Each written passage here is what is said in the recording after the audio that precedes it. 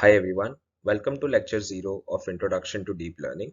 I am Urvil and I will be taking you guys through the logistics for this course for fall 2021. The outline for today's lecture will be as follows. We'll have a brief introduction about deep learning, followed by the objectives and the syllabus of the course, the logistics, homeworks, quizzes, and grading, and what are the rules regarding prep, teamwork, and cheating, and the challenges of the course. Let's start with the introduction. As you all know, neural networks are taking over. They're taking over virtually every task, right from finance to pharmaceuticals and extending across different domains. Neural networks have become one of the major thrust areas recently in all pattern recognition, prediction, and analysis problems.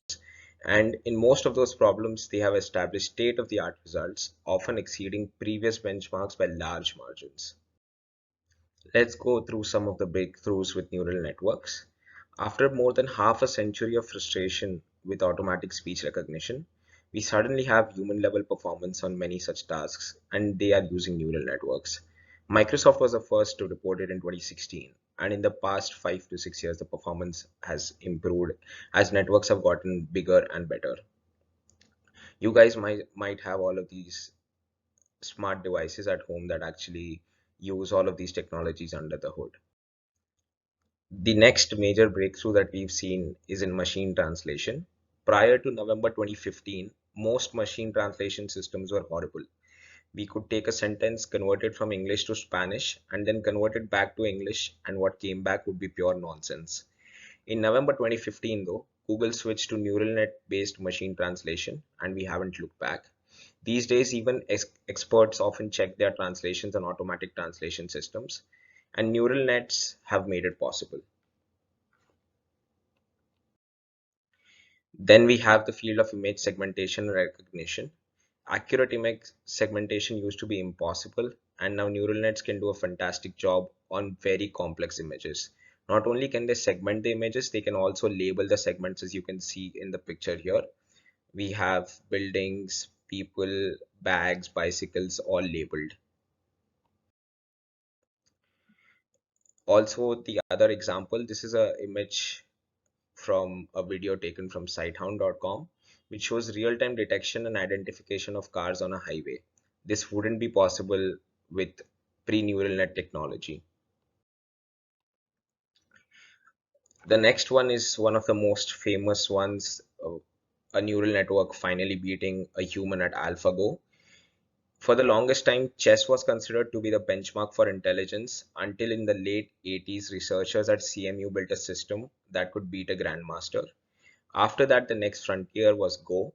As of late 2015, the best computer programs couldn't match human experts.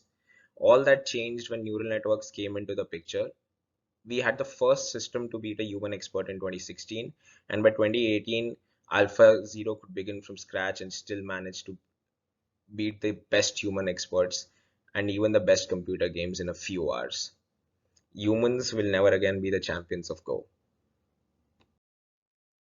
Here's another task, automatically captioning images. This result is from 2015, and as you can see in the examples below, just look at how good the network is at captioning the images. The first one, for example, man in black shirt is playing the guitar, or black and white dog jumps over the bar. Modern systems actually are significantly better than these. All of you guys might be familiar with deepfake technology. Networks have become even good at imagination and creation. For example, these are pictures of people who do not exist, imagined entirely by a network. There were also examples of networks creating images of apartments that actually do not exist but looking very realistic. Prediction of protein structure has been a huge challenging problem for decades. It is very important to predict protein structure properly because an improperly folded protein can kill you. So the pharma industry has been throwing tons of money on the problem. From last year, Google's AlphaFold can predict these structures with amazing accuracy, and it is only getting better. One of the recent examples is OpenAI's text to image engine, DALI. which is built on the success of GPT-3 in NLP tasks. So DALI is a version of the GPT-3 model, which is a 12 billion parameter version, and it can generate images from a diverse set of captions. It is trained using a data set of text to image pairs. And just like BERT and GPT-3, it is based on transformers. It is architecture that we might cover during the course. And it uses CLIP, which is another open AI model to re-rank the best visuals generated from the captions. And if you actually go through the research papers, you will see that the most abstract captions actually generate pretty believable images. And the list of other successes with neural networks goes on, and it is across domains in a variety of problems from art to astronomy to healthcare, and even predicting stock markets and even the crypto market. Well, as you will come to know soon, people in IDL, the TAs as well as the instructors love memes. So this is just one example depicting the current state of the job market, where if you know neural networks and deep learning, you are the person on the right. Next, we'll go through the objectives and the syllabus for the course. So the course objectives at a high level include understanding neural networks and comprehending the models that do the tasks that we previously went over. And you'll also be building a sum of them in homeworks or in your project. And familiarity with some of the terminology around neural networks. And at the end of the course, you'll be able to fearlessly design, build, and train networks for various tasks. But please keep in mind that you will not become an expert in one course. Going one level further into the course objectives and into more detail, it's about learning the concepts, historical perspective about how neural networks came into being, the types of neural networks and their underlying ideas, how exactly should we train a neural network, what are the practical issues surrounding it, how does learning actually take place in a neural network, the various architectures and applications. We'll also be focusing a lot on the practical aspect of it. So familiarity with training, implementing various neural network architectures, and implementing some state-of-the-art solution for problems. And overall, we'll set you up for further research work in your particular research area. Next, we'll go through the topics that we'll be covering during the course. So the first one is MLPs, that are multi-layer perceptrons and the most basic neural networks. We'll be moving on to convolutional networks, recurrent networks, and Boltzmann machines later. And some of the advanced formalisms that we'll cover are VAEs or variational autoencoders, generative adversarial networks, and graph neural networks. Topics that we will touch upon are computer vision, text processing, machine translation, speech recognition, and probably reinforcement learning in games. As far as the reading for this course, there is a list of books on course webpage, and additional reading material will also appear on the course page corresponding to each lecture. So you can go through it either before the lecture or after the lecture, or however you feel comfortable. Next, we'll go over the course logistics. So as you guys know, the instructor for this course is Professor Bhiksharaj, and his email ID is mentioned right here.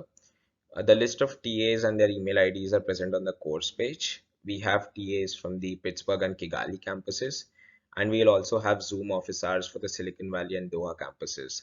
Both the in-person and the Zoom office hour schedule is already updated on the web page, so please go through that. And in general, all of the updates, major updates, deadlines will always be posted on the course web page. Lectures, there'll be in-person lectures unless rules change due to COVID. The lectures are also recorded and the recordings will be posted on MediaTek. It is very important that you view the lectures even if you think you know the topic. A certain percentage of your grade depends on viewing the lectures, and we'll be monitoring the attendance. I'll be going through those rules later. In the event that this course is moved online due to COVID, we'll continue to deliver lectures via Zoom. And if we are unable to deliver a lecture in person, that lecture will be broadcast over Zoom. Or in extreme situations, we'll expect you to view pre-recorded lectures from prior semesters. If any of these changes come into effect, you all will be notified via Piazza. Piazza and the course webpage are the lifelines for this course. Additional logistics, all discussions should be done only on Piazza. Compute infrastructure, everyone gets Amazon tokens once you finish the Canvas quiz on AWS. Initially, you get a token for $50, and then you can get additional tokens of $50 for up to a total of $150. These will be especially useful for you guys during your project because you will require compute infrastructure during the project. Now, lecture attendance. You get marks for attendance. This is just to encourage people watching the lectures because performance metrics over the previous semesters have shown a distinct correlation between attendance and course scores, and more importantly, a distinct inverse correlation between attendance and the amount of help you require on Piazza and during office hours. So to encourage this, we assign 1 mark for attendance, which is 1% of your total grade for the grad version and PhD version of the course, and 1.33% for the undergrad version of the course. And trust me, this can literally be the difference between a B and a A. You are expected to attend the lectures in person or through the streamed video, with some exceptions. We get attendance stats from your participation in in-class polls, and the polls will be conducted via Piazza. It is recommended to use the Piazza app, which is available on both Android and iOS. You can also use Piazza in browser if you're attending via Zoom. Apart from the in-class polls, the use of electronic devices during the lectures is strictly prohibited. Students in Silicon Valley and those who are stuck in bad time zones may alternately watch recorded lectures on MediaTek. Please note that MediaTek records who watched and for how long, and you must watch at least 70 minutes of the lecture to get the corresponding credit for it. If viewed on MediaTek, the lectures of each week must be viewed before 8 a.m. of the Monday following the following week. Otherwise, it does not count. At the end of the semester, we'll select a random subset of 50% of the lectures and tabulate the attendance. If you have attended at least 70% of these lectures, you get the attendance point. The lecture schedule is already updated on the website. It may change during the latter half of the semester just to accommodate the guest lecturers since their schedules are a bit fuzzy. But in any such circumstance, we'll be updating the course website and notifying you guys through Piazza anyways. The guest lecture is still to be decided, and it could be one of people listed here. Recitations. We will have 14 recitations, and they'll be there every Friday. We'll cover implementation details and basic exercises during this recitations.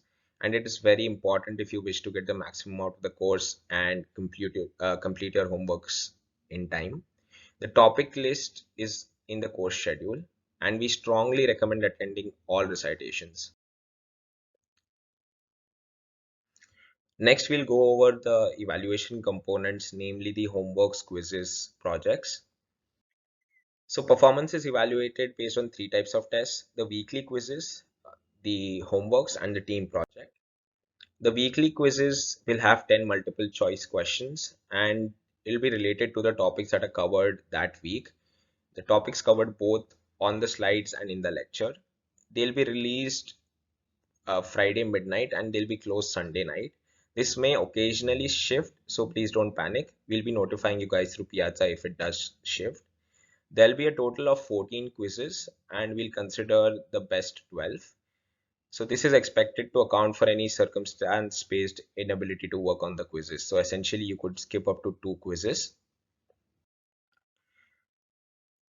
Please note why before giving the quizzes that slides often contain a lot more information than is presented in the class. Because of time constraints, some of the slides are not presented in the class, but the slide decks will be sent to you guys, and please go through them before attempting the quizzes. They'll contain questions from topics that are on the slides but not presented in the class, and also vice versa, they'll contain questions from topics covered in class but not on online slides. So it is extremely important to both view the lectures and go through the slides. There'll also be questions based on latest research papers in the quiz, and the links to the papers will be provided to you guys. Next are the homeworks. There'll be one early homework which is already released, and I hope all of you are very close to completing it. Which is the homework 0, which is the preparatory material for the course. And we'll have four interim homeworks 1 to 4, which are actual neural net exercises. So all of these homeworks will have two parts. The first part will be a auto-created problem with deterministic solutions, and these must be uploaded to AutoLab, and you'll immediately have the scores for that. Part two will be open problems posted on Kaggle. So some of the concepts and some of the problems that we went through earlier, like machine translation, automatic speech recognition. So we'll be having competitions on those kind of problems, and we'll be giving you guys your data sets, and you will have to actually train your models and post the solutions on Kaggle. And there'll also be bonus homeworks. So there'll be three bonus homeworks corresponding to homework 1 to 3, and there'll be four separate autograd bonus homeworks. We'll be giving details on this later. And the bonus homework marks will not contribute to the final grading curves, but they give you the chance to make up for marks missed elsewhere. So if you guys feel that you might have scored low on some particular quizzes or during some homeworks, then you can attempt these bonus homeworks and get those marks back. So for the part one of the homework, they actually evaluate your ability to code in neural nets on your own from scratch. And if you implement all the mandatory and bonus questions of part one, you will have all components necessary to construct a little neural network toolkit of your own. We like to call it MyTorch, which sounds like PyTorch. Note that these homeworks are auto-graded, and please follow the instructions carefully. The autograder is set up on a computer with specific versions of various packages, and your code must conform to their restrictions. If not, the autograder will often fail and give you errors or zero scores, even though your code is functional on your computer. The part two of every homework tests your ability to solve complex problems on real world data sets, and these are posted on Kaggle. You compete with your classmates on a leaderboard, and these homeworks are generally 3 weeks long. So after 1 week, we'll post performance cutoffs for A, B, and C grades. So let's say if you achieved the posted performance for B, then you will at least get a B. And actual scores are linearly interpolated between the grade cutoffs. Homework deadlines. Please keep in mind there are multiple deadlines for every homework, and there is a separate deadline for the auto-graded deterministic component. And Kaggle component itself has multiple deadlines. The first one being the initial submission deadline, which is worth 5% of the marks. So you have to make a submission to Kaggle by the initial submission deadline. The full submission deadline is when your final submission must occur to be eligible for full marks and possibly the bonus. And the last one is a drop dead deadline, must submit to be eligible for any marks. The late policy for the homework is that during the duration of this course, you will get 7 total Slack days. Please note that these Slack days do not apply to the initial submission on the Kaggle component or part one of any homeworks. Part one has to be done by the deadline. And you can, apart from that, you can distribute these Slack days as you want across your homeworks. And please note, you become ineligible for the A plus bonus in the Kaggle component if you are using grace days or Slack days. And once you use up your Slack days, all subsequent late submissions will accrue a 10% penalty, and there'll be no more submissions after the drop dead deadline. And also, Kaggle leaderboard stop showing updates after the full submission deadline, but we'll continue to privately accept submissions until the drop dead deadline. Next is the course project. So this is applicable for the grad and PhD versions of the course. So if you're taking 11785 or 18786, you'll be required to do a course project. 11685 students will be assigned a fifth homework that is equivalent to a project. So ideally, the projects are done by teams of 4 students, and for 11685, we prefer 2-person teams, and you are encouraged to form your teams early.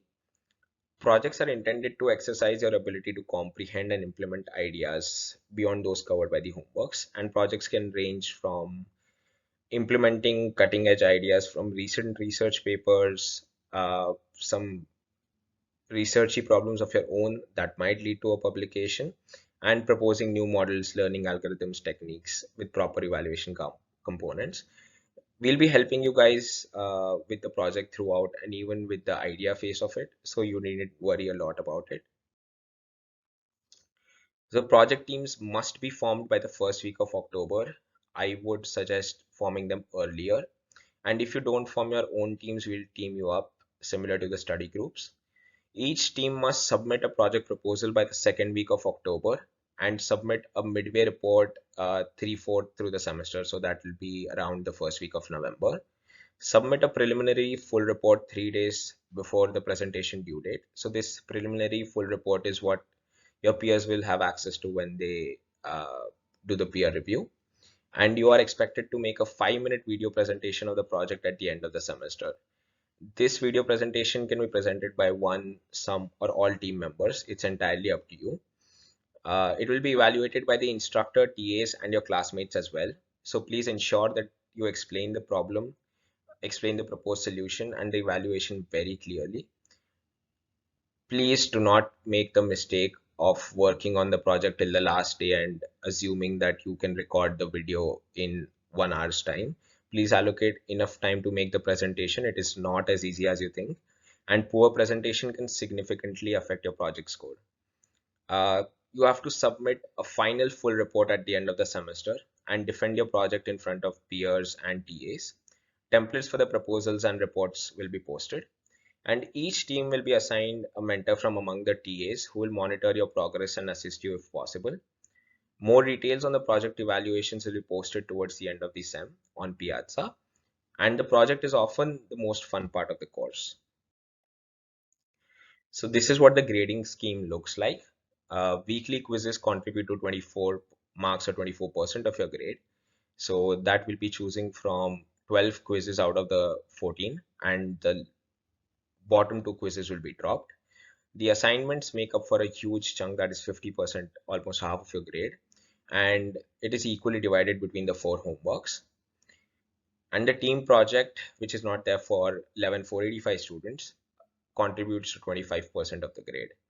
And the breakup within the project is as posted below. The midterm report accounting for 5%, project presentation for 10. Peer reviewing will be a binary multiplier on the presentation scores, and the final report contributing to 10%. And you might have noticed that this adds up to 99, not 100. So please again remember that there is 1 mark for attendance. Next, we'll go over the prep, teamwork, mentoring, and cheating. So the definitions for those. Prep for the course, it's extremely implementation heavy and has a lot of coding and experimenting. The language of choice is Python and the toolkit of choice is PyTorch. You can choose to use another language or another toolkit. You can use R, MATLAB, or TensorFlow. The only thing is that the TAs might not be able to help you with the coding or the homework then. There is some support for TensorFlow among the TAs though. And at this point, I hope that you guys have gone through all the videos on Recitation 0, 8 through I, and Homework 0.